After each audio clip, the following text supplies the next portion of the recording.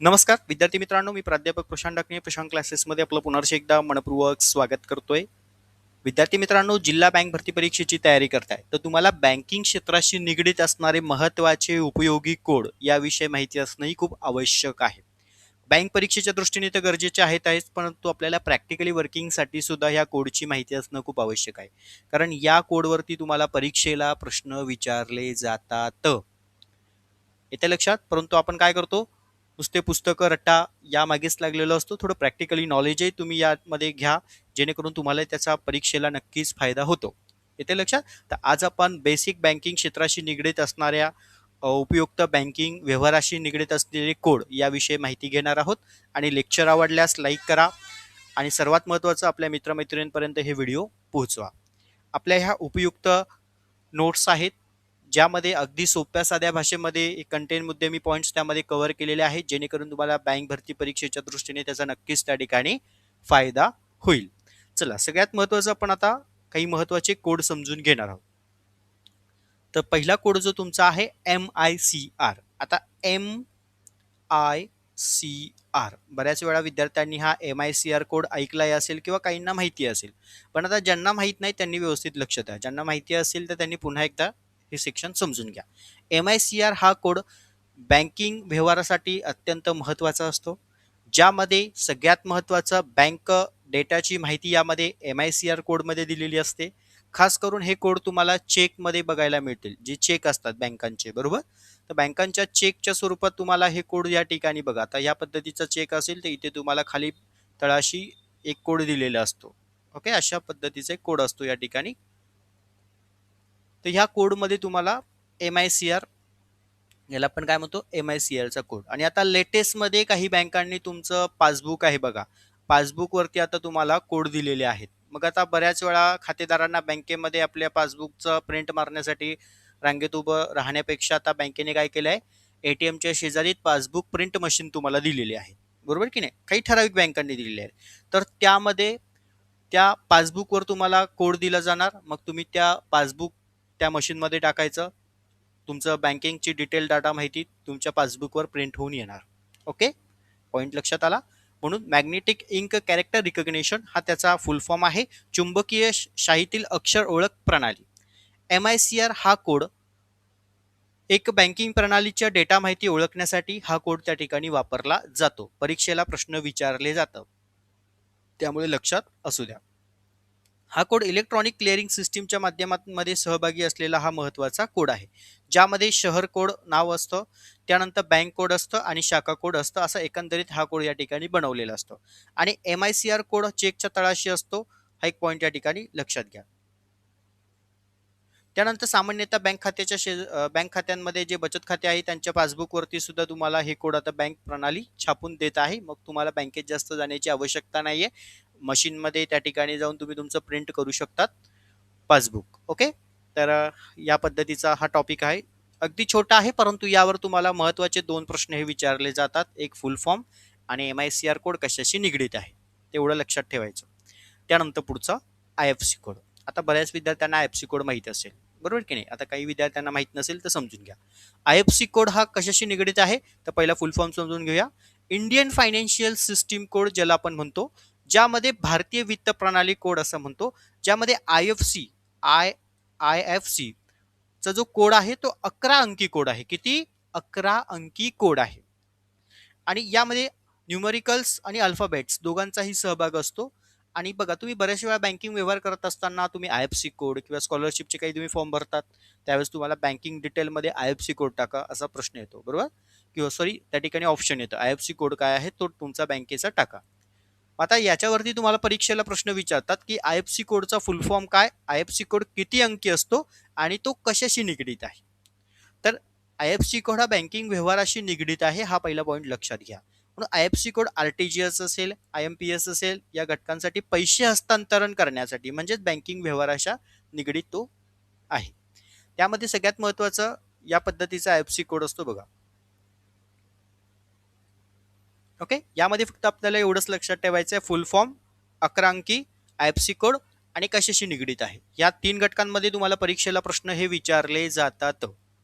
त्यानंतर पुढचा प्रश्न, स्विफ्ट कोड. आता स्विफ्ट कोड म्हणजे society for world wide inter bank financial telecommunications. Okay, तर हा स्विफ्ट कोड जो आहे, हा स्विफ्ट कोड तुम्हाला जे विदेशातील तुमचे काही पैसे असतात, समजा आता एखाद्याने ऑनलाईन काही विदेशी काम त्या ठिकाणी केलं असेल, डाटा एंट्री वगैरे, किंवा त्यांचं डॉलर्समध्ये पेमेंट मिळत असेल, मग ते तुम्हाला तुमच्या भारतातील जी तुमची बँक आहे, शाखा आहे बँकेची, त्या शाखेमध्ये पेमेंट तुम्हाला घ्यायचं आहे, तर त्याच्यासाठी तुम्हाला स्विफ्ट कोडची आवश्यकता असते.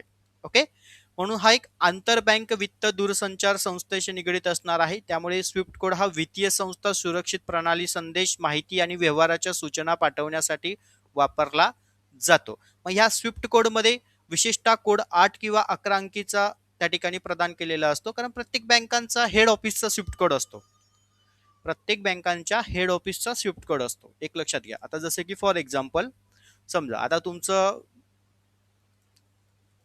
ओके भारत, त्यानंतर महाराष्ट्र, आणि महाराष्ट्रामध्ये एक जिल्हा, ओके, आणि एका जिल्ह्यामध्ये तुमचं एक छोटंसं गाव, आणि त्या गाव पातळीवरती तुमची तालुका पातळीवरती बँक असेल. ओके, किंवा जिल्हा पातळीवर बँक असेल, आणि त्या बँकेत तुमचं खातं आहे. समजा आता एबीसी ही बँक आहे, या एबीसी बँकेत तुमचं खातं आहे, आणि आता या एबीसी बँकचा जो हेड ऑफिसचा, ओके, जिल्हा हेड ऑफिसचा त्या ठिकाणी आयएफसी कोड असणार. ओके, आयएफसी कोड कोणता असणार तुमचा, बँक व्यवहारासाठीचा. त्याच्यानंतर आयएफसी कोडच्या व्यतिरिक्तही तुमचा कोड कोणता असतो, स्विफ्ट कोड असतो. स्विफ्ट कोड असतो. ओके, आता बँक व्यवहार तुम्हाला करायचा असणार तर आयएफसी कोड लागणार, बरोबर, राज्य अंतर्गत बँकांच्या त्यामध्ये. पण तुम्हाला उद्या जर समजा त्या ठिकाणी अमेरिकेकडून तुमचं काही डॉलर पेमेंट असणार आहे, ते तुम्हाला घ्यायचं आहे तुमच्या ह्या बँकेमध्ये. ओके, मग तुम्हाला स्विफ्ट कोडची आवश्यकता लागते. मग स्विफ्ट कोड हा तुमच्या बँकेचा नाही, तर बँकेच्या हेड ऑफिसचा स्विफ्ट कोड असतो, एक लक्षात घ्या. तर बँकेमध्ये तुमची जी शाखा असणार त्या शाखेमध्ये जायचं, माझं इंटरनॅशनल पेमेंट येणार आहे, त्यांची डिटेल्स काय असेल ती तुम्ही त्यांना द्यायची, आणि त्या संदर्भातलं स्विफ्ट कोड तुम्हाला त्यांच्याकडनं घ्यायचं आहे. ओके, किंवा बँक तुम्हाला ते स्विफ्ट कोड देतं व्यवहारासाठी, तर ते स्विफ्ट कोड घ्यायचा, तुमची जी समोरच्यांना डिटेल द्यायची आहे, अमेरिकेला जे कोणी असेल तुमचे पेमेंट करणारे, त्यांना स्विफ्ट कोड तुमच्या शाखेच्या हेड ऑफिसचा तो स्विफ्ट कोड असतो, तो दिला की नंतर तुमची पुढची प्रोसेस त्या ठिकाणी ट्रान्सफर होत असते. म्हणून या ठिकाणी बघा, मर्ज कोड असतो एक, त्यानंतर देशाचा एक कोड असतो त्यामध्ये इन्व्हॉल्ड, आणि स्थान कोड असतो, आणि नंतर तुमचा शाखा कोड असतो. असं एकंदरीत हा स्विफ्ट कोड या ठिकाणी बनवलेला असतो. आला पॉईंट लक्षात? चला, हे महत्वाचं आहे. म्हणून परीक्षेच्या दृष्टीने तुम्हाला लक्षात काय ठेवायचं, आता इकडे लक्षात आहे, MICR कोड 9 अंकी किंवा IFC कोड 11 अंकी आणि स्विफ्ट कोड 8 ते 11 अंकी. आता या तिघांची सेक्शन मध्ये मी तुम्हाला वरती माहिती दिलेली आहे. ओके, चला आता पुढे आपण आणखीन काही महत्वाची इन्फॉर्मेशन बघूया. IBAN. आता IBAN चा फुल फॉर्म आहे इंटरनॅशनल बँक अकाउंट नंबर. हे खूप महत्वाचं आहे, लक्षात असू द्या. हा आंतरराष्ट्रीय पातळीवर त्या ठिकाणी बँक खाते ओळखण्यासाठी वापरला जाणारा क्रमांक आहे. विशेषतः आंतरराष्ट्रीय निधी हस्तांतरणामध्ये त्याचा वापर होतो, जसं आपण स्विफ्ट कोडचा पाहिला त्याच पद्धतीने. IBAN ची लांबी देशानुसार वेगळी असते कोडच्या संदर्भातली. म्हणून IBAN मध्ये सामान्यतः कंट्री कोड असतो, चेक डिटेल्स डिजिटच्या संदर्भातली माहिती असते, प्लस बँक अकाउंट इन्फॉर्मेशन त्यामध्ये माहिती दिलेली असते. ओके, पॉईंट लक्षात आला? ठीक आहे. त्यानंतर UPI ID. आता बऱ्याच वेळा तुम्हाला UPI ID माहिती असेल, तर बरेचसे विद्यार्थी व्यवहार करतात ऑनलाईन, बरोबर की नाही. युनिफाईड पेमेंट इंटरफेस ID फुल फॉर्म लक्षात ठेवत चला रे, खूप महत्वाचे आहेत. ओके, म्हणून UPI ही भारतातील त्वरित डिजिटल पेमेंट प्रणाली आहे, जी UPI द्वारे एका खात्यातून दुसऱ्या खात्यात पैसे हस्तांतर करण्यासाठी. आता ही काय तुम्हाला नव्याने सांगायला नको, UPIचं प्रत्येकाला माहिती आहे, पण यासाठी तुम्ही फुल फॉर्म लक्षात ठेवा. बऱ्याच वेळांना UPI पेमेंटचा फुल फॉर्मच माहीत नसतो, बरोबर की नाही. त्यानंतर VPA म्हणजे व्हर्च्युअल पेमेंट ॲड्रेस. ओके, हे लक्षात असू द्या. आता हे VPA म्हणजेच UPI अंतर्गत वापरला जाणारा आभासी पेमेंट पत्ता असतो, जसं की या पद्धतीचं इथे उदाहरण तुम्हाला दिलेलं आहे. म्हणजे शक्यतो या ठिकाणी व्यवहार करण्यासाठी हे UPI ID किंवा VPA, ओके, VPA कोड ही त्या ठिकाणी वापरले जातात. चला, हे 5 पर्यंत इथे घटक समजले. ठीक आहे. पुढचं सेक्शन, आता यामध्ये काही महत्त्वाचे मी बँकिंग क्षेत्रातील निगडीत असणारे काही महत्त्वाचे कोड आहेत ते आपण समजून घेऊया. MICR, MICR magnetic ink character recognition म्हणजे चुंबकीय शाहीतील अक्षर ओळख प्रणाली, चेक क्लिअरिंगच्या मुख्यतः घटकांसाठी वापरला जाणारा. IFC code, Indian financial system code जो असतो तो भारतीय वित्त प्रणालीसाठी, मग त्यामध्ये RTGS, NFT या घटकांसाठी वापरला जाणारा. SWIFT code, society for world wide interbank financial telecommunications, यामध्ये आंतरराष्ट्रीय वित्तीय संदेशवहन संस्था, मग आंतरराष्ट्रीय बँकिंग व्यवहारासाठी हा कोड वापरला जातो. BIC बँक आयडेंटिफायर कोड, हा बँक ओळख कोड असतो जो आंतरराष्ट्रीय बँकिंग व्यवहारासाठी वापरला जातो. त्यानंतर पुढचा IBAN international bank account number, जो आंतरराष्ट्रीय बँक खाते, हा पण आंतरराष्ट्रीय निधी हस्तांतरणासाठीच वापरला जाणारा कोड आहे. त्यानंतर UPI युनिफाईड पेमेंट इंटरफेस म्हणजे एकात्मिक पेमेंट प्रणाली, ही डिजिटल पेमेंटसाठी वापरली जाते. त्यानंतर VPA एक व्हर्च्युअल पेमेंट ॲड्रेस आहे जी आभासी पेमेंटच्या संदर्भातले आहे आणि ती UPI व्यवहारासाठी वापरली जाते. हे महत्त्वाचं काय आहे, कारण यावरती तुम्हाला परीक्षेला हमखास प्रश्न येतो. मग हा कोड कशाशी निगडीत आहे, याचं कार्य काय आहे, याचा फुल फॉर्म काय आहे, हे तुम्हाला माहीत असणं आवश्यक आहे. ओके, चला पुढचं बघूया आपण आणखी. UTR unique transaction reference. Okay, म्हणजे विशिष्ट व्यवहार संदर्भातला क्रम आहे जो व्यवहाराचा मागावा घेण्यासाठी, UTR नंबर. ओके, त्यानंतर RRN म्हणजे काय, रिट्रेक्टिव्ह रेफरन्स नंबर, म्हणजे व्यवहार संदर्भातला हा एक कोड आहे ज्यामध्ये कार्ड किंवा डिजिटल व्यवहारांसाठी हा वापरला जातो. MMID म्हणजे मोबाईल मनी आयडेंटिफायर, म्हणजे मोबाईल मनी ओळख क्रमांकासाठी जो IMPS व्यवहारासाठी वापरला जातो. पॅन, आता प्रत्येकाला पॅन माहिती आहे, परमनंट अकाउंट नंबर, जो कायमस्वरूपी तुमचा खाते क्रमांक असतो, आयकर विभागाच्या संबंधीचा हा घटक आहे, जे हा नंबर कोड त्या ठिकाणी वापरला जातो. TAN TAN tax deduction and collection account number, हा कर कपात व संकलन खाते क्रमांक यासाठी असतो, ज्यामध्ये आपण TDS TCS या घटकांसाठी तो वापरला जातो. त्यानंतर GSTIN. ओके, आता goods and service tax identification number, जो वस्तू व सेवा कर ओळख क्रमांक यासाठी वापरला जातो, GST साठी. हे फुल फॉर्म लक्षात असू द्या, हे तुम्हाला बऱ्याच वेळा फिरून विचारले जातात. LEI legal identifier. ओके, कायदेशीर संस्थेची ओळख जी मोठे वित्तीय व्यवहारांसाठीही वापरली जाते.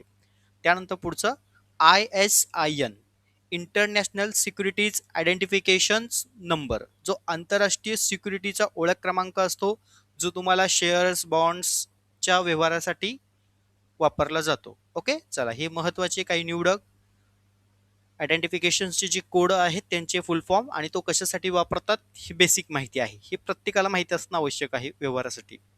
त्यानंतर CIF कस्टमर इन्फॉर्मेशन फाईल, जी ग्राहक माहिती संचिता असते, जी ग्राहकांची बँकिंग माहितीमध्ये वापरले जाते. CRN कस्टमर रिलेशनशिप नंबर, ग्राहक संबंध क्रमांक, हाही ग्राहकांच्या ओळखशी निगडीत आहे. CVV, आता हा तुम्ही बघा आपल्या कार्डवरती असतो, डेबिट कार्ड जे असतात ना त्याच्या पाठीमागे तुम्हाला CVV नंबर दिलेला असतो. मग कार्ड व्हेरिफिकेशन्स व्हॅल्यू. ओके, यामध्ये कार्ड पडताळणीचं मूल्य, कार्ड सुरक्षेच्या संदर्भातला हा कोड असतो. पिन, आता पिन नंबर प्रत्येकाला माहिती आहे, पर्सनल आयडेंटिफिकेशन नंबर, म्हणजे वैयक्तिक ओळख क्रमांक जो तुमचा ATM कार्ड च्या संदर्भातला असतो. आता हे दोन्ही जे कोड आहे हे बँकिंग ATMच्या संदर्भातले असतात. आता CVV तुम्हाला त्या कार्डच्या पाठीमागे दिलेलं असतं, जी ब्लँक लाईन असते बघा स्कॅनची, त्याच्या खाली तुम्हाला हा कोड दिलेला असतो CVVचा. त्यानंतर OTP वन टाइम पासवर्ड, हा एकाच वेळेचा पासवर्ड आहे जो व्यवहार प्रणालीसाठी वापरतात. BIN बँक आयडेंटिफिकेशन नंबर, हा बँक ओळख खाते क्रमांकाशी निगडीत आहे. IIN या IIN मध्ये इन्शुअर आयडेंटिफिकेशन नंबर, जे कार्ड जारी करता ओळख क्रमांक असतो, जो कार्ड ओळख क्रमांक असतो. ओके, ज्याला पण कार्ड ओळखशी निगडीत या ठिकाणी हे कोड असतात. चला, इथपर्यंत पॉईंट क्लिअर. ठीक आहे. त्यानंतर आता आपल्याला आणखीन काही परीक्षेच्या संदर्भातले ISIN म्हणजेच international security identification number. Shares असतील, बॉन्ड्स असतील, सिक्युरिटीज असेल, आता वरती आपण पाहिलेत बरोबर. मग त्यांच्या संदर्भातली थोडी डिटेल माहिती बघूया. तर इत्यादी गोष्टींसाठी हा कोड या ठिकाणी वापरला जातो आणि हा कोड 12 अंकीचा अक्षरींचा म्हणजे अल्फा न्यूमेरिकल दोन्ही कंबाईन असतात. त्याचे 12 डिजिट असतात. आपल्याला फक्त लक्षात काय ठेवायचं आहे, फुल फॉर्म आणि किती डिजिट असतात तेवढं. त्यानंतर पुढे CIF म्हणजे कस्टमर इन्फॉर्मेशन फाईल. ही बँकेमध्ये ग्राहकांची विविध माहिती एका ग्राहक नोंदणीमध्ये ठेवण्यासाठी CIF चा वापर केला जातो. मग तुम्हाला परीक्षेला प्रश्न विचारेल, CIF चा वापर खालील दिलेल्या पर्यायामधून योग्य पर्याय निवडा. मग तुम्हाला माहित पाहिजे की ग्राहकांच्या नोंदी ठेवण्यासाठी CIF चा वापर त्या ठिकाणी केला जातो, कस्टमर इन्फॉर्मेशन फाईल. त्यानंतर CRN customer relationship number. Okay, बँकेच्या ग्राहकांची ओळख करण्यासाठी काही बँका CRN नंबर ठेवत असतात. एक ग्राहकांची विविध बँकिंग सेवांना एकाच ग्राहकांना प्रोफेशनली जोडण्याचा याचा महत्त्वाचा उपयोग होऊ शकतो, जो कस्टमर रिलेशनशिप नंबरिंगच्या संदर्भातला असतो. त्यानंतर पुढे CVV. आता मगाशीच वरती आपण सगळे फुल फॉर्म पाहिले, पण CVV मध्ये काय असणार आहे, कार्ड व्हेरिफिकेशन व्हॉल्यूम असते, ज्यामध्ये डेबिट कार्ड क्रेडिट कार्ड व्यवहारासाठी अतिरिक्त सुरक्षा पडताळणीसाठी तुमचा CVV नंबर असतो, जो तुमच्या कार्डच्या पाठीमागे इथे छोट्या अंकामध्ये तुम्हाला तो CVV नंबर दिला जातो. ओके. त्यानंतर pin number, personal identification number, हा डेबिट कार्ड क्रेडिट कार्डच्या संदर्भातला पिन ओळख पडताळणीसाठी वापरतो आणि हा आपल्यासाठी खूप महत्त्वाचा असतो, बरोबर की नाही. त्यानंतर OTP वन टाइम पासवर्ड, एका विशिष्ट प्रणालीसाठी वापरला जाणारा तात्पुरता स्वरूपाचा हा पासवर्ड असतो. आपण बऱ्याच वेळा बघा OTP आलाय का, OTP आलाय का, OTP म्हणजे वन टाइम पासवर्ड, फुल फॉर्म लक्षात ठेवा. त्यानंतर पुढचा प्रश्न BIN. Okay, bank identification number, कार्डच्या सुरुवातीच्या अंकाद्वारे कार्ड जारी करण्यासाठी संस्थेची ओळख करण्यासाठी हा कोड वापरला जातो. पॉईंट लक्षात आला. त्यानंतर IIN issuer identification number. Okay, तर यामध्ये सगळ्यात महत्त्वाचं कार्ड जारी करणाऱ्या संस्थेची ओळख यामध्ये दर्शवलेली असते. Point clear. त्यानंतर पॅन नंबर, पॅन म्हणजे तुमचा परमनंट अकाउंट नंबर, त्यामध्ये कायमस्वरूपी खाते क्रमांक असतो. त्यामध्ये सगळ्यात महत्त्वाचं किती अंक असतात, तर 10 अंकी असतो. किती, 10 अक्षर अंकी म्हणजे अल्फा न्यूमेरिकल दोन्ही कंबाईन यामध्ये असतात. फक्त आपल्या लक्षात काय ठेवायचं, फुल फॉर्म आणि किती अंकी, आणि आयकर विभागाशी संबंधित याचं कार्य असतं, जे इन्कम टॅक्सच्या संदर्भात तुमचं पॅन कार्ड असणं आवश्यक आहे. ओके, ठीक आहे. या पद्धतीचं तुमचं ते नंबर असतो, परमनंट अकाउंट नंबर. ओके. त्यानंतर RTGS NFT हा घटकही खूप महत्त्वाचा आहे. आता NFT म्हणजे नॅशनल इलेक्ट्रॉनिक फंड ट्रान्सफर, फुल फॉर्म लक्षात ठेवा, राष्ट्रीय इलेक्ट्रॉनिक निधी हस्तांतरण. यामध्ये NFT ही बँक खात्यातून दुसऱ्या बँक खात्यात इलेक्ट्रॉनिक पद्धतीने पैसे हस्तांतर करण्याची प्रणाली आहे. NFT व्यवहारासाठी सामान्यतः खाते क्रमांक IFSC कोड आवश्यक असतो. त्यानंतर RBIच्या संदर्भातले जे काही संचलित निधी असतील ते हस्तांतरण करण्यासाठी NFT मध्ये व्यवहार राऊंड द लॉक उपलब्ध असतात. हा महत्त्वाचा पॉईंट आहे. त्यानंतर NFT मध्ये लक्षात ठेवण्याचं नॅशनल इलेक्ट्रॉनिक फंड ट्रान्सफर, फुल फॉर्म लक्षात ठेवा, परीक्षेला 100% विचारले जातात. येते लक्षात. ठीक आहे. पुढचं शेवटचं RTGS real time gross settlement. Okay, फुल फॉर्म लक्षात ठेवा. RTGS वास्तविक वेळेत संकलनच्या घटकांशी निगडित असतो, ज्यामध्ये मोठ्या रकमेच्या निधी हस्तांतरणासाठी वापरली जाणारी इलेक्ट्रॉनिक प्रणाली, जिला आपण RTGS म्हणतो. म्हणून रिअल टाइम म्हणजे व्यवहाराची प्रक्रिया प्रत्यक्ष वेळेत केली जाते, आणि ग्रॉस सेटलमेंट म्हणजे प्रत्येक व्यवहाराच्या स्वतंत्रपणे त्या ठिकाणी घटक असतात. म्हणून RTGS व्यवहारासाठी IFSC कोड महत्त्वाचा असतो आणि ही 24 तास सेवा चालू असते. पॉईंट लक्षात आला. तर हे महत्त्वाचे बँकिंग क्षेत्राशी निगडित असणारे महत्त्वाचे फुल फॉर्म सेक्शन होते. याआधी देखील तुम्हाला माहीत असले, परंतु काही विद्यार्थ्यांना माहिती नव्हते, त्यांनी पुन्हा एकदा हे लेक्चर ऐका, समजून घ्या, आणि शक्यतो फुल फॉर्म जे दिलेले आहेत ते एकदा व्यवस्थित अभ्यासा. यामधनं तुम्हाला 100% परीक्षेला फुल फॉर्म हे विचारले जातात. ओके. आणि ज्या विद्यार्थ्यांना आपल्या प्रशांत क्लासेसच्या PDF स्वरूपामध्ये MCQ सिरीजच्या काही बेसिक नोट्स पाहिजे असल्यास स्क्रीनवर नंबर दिलेला आहे 85 30 80 42 74, हा आपला फोनपे गुगल पे नंबर आहे. त्याचबरोबर आपली जी पूर्ण फीज आहे 199 रुपीज. ओके, ज्यामध्ये तुम्हाला पूर्ण जिल्हा बँक भरती परीक्षेच्या स्वरूपात असणारे पीवाय स्वरूपाचे क्वेश्चनच्या पीडीएफ त्यामध्ये कंबाईन स्वरूपात तुम्हाला दिले जाणार आहे. ज्यांना शक्य असल्यास त्यांनी या नंबरवर फोन पे गुगल पे करायचा आहे आणि तुमचा टेलिग्रामचा मोबाईल नंबर जो असेल तो तुम्हाला व्हॉट्सअपला पाठवायचा आहे स्क्रीनशॉट पेमेंट केल्यानंतर. ओके, त्यानंतर तुम्हाला टेलिग्रामच्या चॅनल सिरीजला जॉईन केलं जाईल. त्यामध्ये तुम्हाला ह्या सगळ्या पीडीएफ सेक्शन त्यामध्ये अभ्यासाला भेटून जातील. सर्व विद्यार्थ्यांना परीक्षेच्या दृष्टीने ऑल द बेस्ट. धन्यवाद.